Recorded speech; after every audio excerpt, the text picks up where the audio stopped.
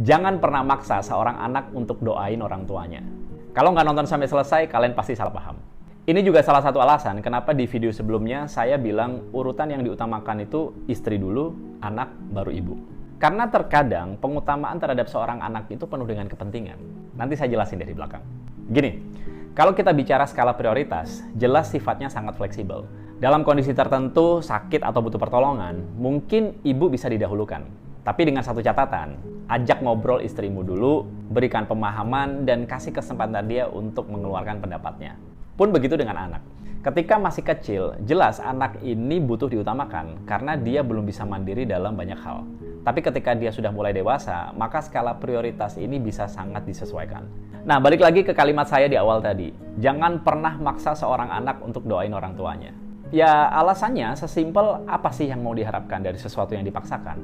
Apalagi ini soal doa loh. Ada satu mindset yang berkembang dan saya yakin banyak orang mengamini. Yang bilang begini, utamakan seorang anak karena dialah nanti yang akan menjadi penyelamatmu dengan doa-doanya. Gitu kan?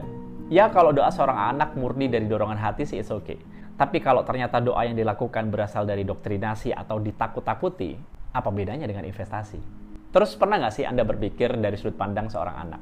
Bisa aja loh nih anak berpikir bahwa pengutamaan terhadap dirinya ternyata penuh dengan kepentingan di baliknya.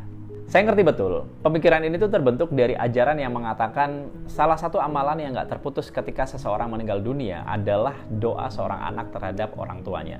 Nah pertanyaannya, kenapa seseorang tidak cenderung memilih dua yang lain?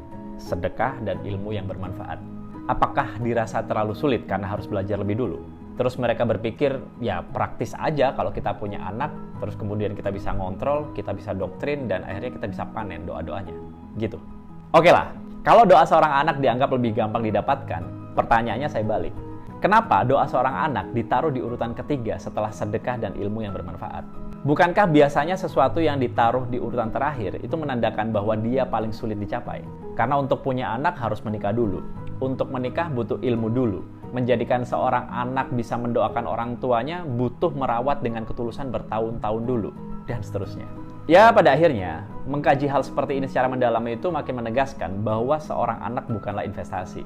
Dan kalau Anda ingin didoakan seorang anak dengan tulus, pastikan dia merasa keberadaannya berharga dan pengutamaan terhadapnya bukan karena kepentingan orang tuanya.